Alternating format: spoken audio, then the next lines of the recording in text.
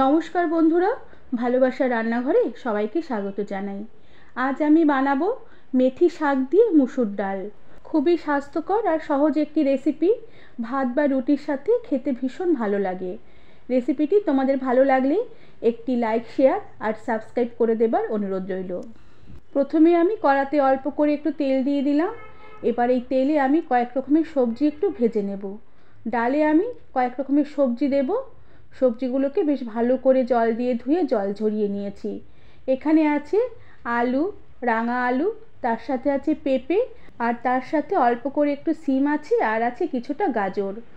এবার সবজিগুলোতে পরিমাণ মতো নুন আর হলুদ গুঁড়ো দিয়ে কিছুক্ষণ একটু নেড়েচেড়ে ভেজে নেব।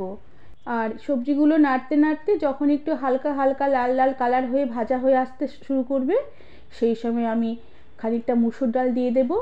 মুসুর ডাল আমি বেশ ভালো করে জল দিয়ে ধুয়ে কিছুক্ষণ জলে ভিজিয়ে রেখেছিলাম। মুসুর ডালগুলোকে সবজির মধ্যে দিয়ে সবজি মুসুর ডাল একসাথে কিছুক্ষণ একটু নাড়াচাড়া করে নেব। এভাবে কিছুক্ষণ মুসুর ডাল সবজি নাড়তে নাড়তে মুসুর ডালের কালার চেঞ্জ হয়ে একটু বেশ সাদাটে হয়ে আসবে। সেই সময় আমি ডাল আর সবজি সেদ্ধ হওয়ার জন্য পরিমাণ মতন গরম জল দিয়ে দিলাম। জল এখানে একটু উষ্ণ গরম জলই ব্যবহার করতে হবে। এবার সবজি আর ডাল বেশ ভালো করে একটু নেড়েচেড়ে নেব। আর গ্যাসের আঁচ ফুল ফ্লেমে বেশ ভালো করে কিছুক্ষণ ডালটাকে একটু ফুটিয়ে নেব। কিছুক্ষণ ডাল বেশ ভালো করে ফুটিয়ে নেবার পরে একটা চেরা কাঁচা লঙ্কা দিয়ে গ্যাসের আঁচ কমিয়ে দিয়ে ঢাকা দিয়ে রেখে এবার কিছুক্ষণ ডাল আর সবজি রান্না হতে দেব। তবে খুব একটা বেশি ডাল গলাবো না, এমনভাবে সেদ্ধ করব যাতে সবজিগুলো খুব ভালোভাবে সেদ্ধ হয় আর ডালও সেদ্ধ হয়, কিন্তু ডাল বেশ গোটা গোটা থাকে, যেন একদম গলে না যায়। এবার ডালে আমি এক মুঠোর মতন মেথি শাক দিয়ে দেব। মেথি শাকের আগাগুলোকে ভালো করে বেছে ধুয়ে কুচিয়ে নিয়েছি। এবার কোচানো মেথি শাকগুলোকে ডালের সাথে বেশ ভালো করে নেড়েচেড়ে একটু মিশিয়ে নেব। আর এরপরে গ্যাসের আঁচ কম করাই থাকবে। ঢাকা দিয়ে রেখে আরও 4 থেকে 5 মিনিটের মতন আমি রান্না হতে দেব, যাতে শাকগুলো একটু মজে গিয়ে ডালের সাথে বেশ ভালোভাবে মিশে যায়। তবে 4-5 মিনিটের বেশি রান্না করা যাবে না, এর মধ্যেই শাক বেশ ভালোভাবে মজে সেদ্ধ হয়ে ডালের সাথে মিশে যাবে। এবার ডালের কড়াটা গ্যাস থেকে নামিয়ে গ্যাসে একটি পরিষ্কার কড়া বসিয়ে দিলাম, আর তাতে আবারও সামান্য পরিমাণে একটু তেল দিয়ে দিলাম।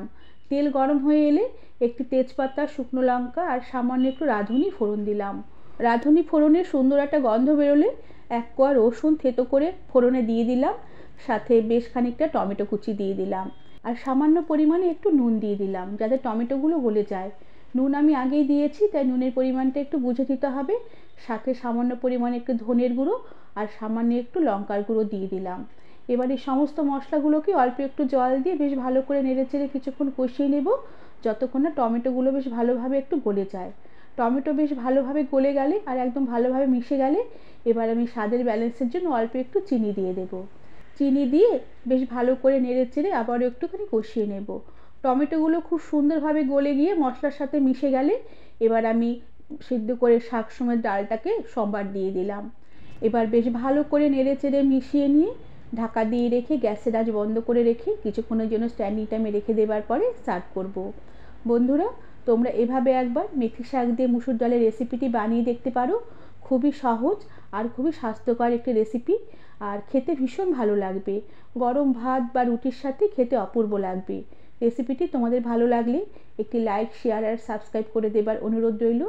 আজ তাহলে আসি, পরে আবার একটি নতুন রেসিপি নিয়ে দেখা হবে। ধন্যবাদ বন্ধুরা।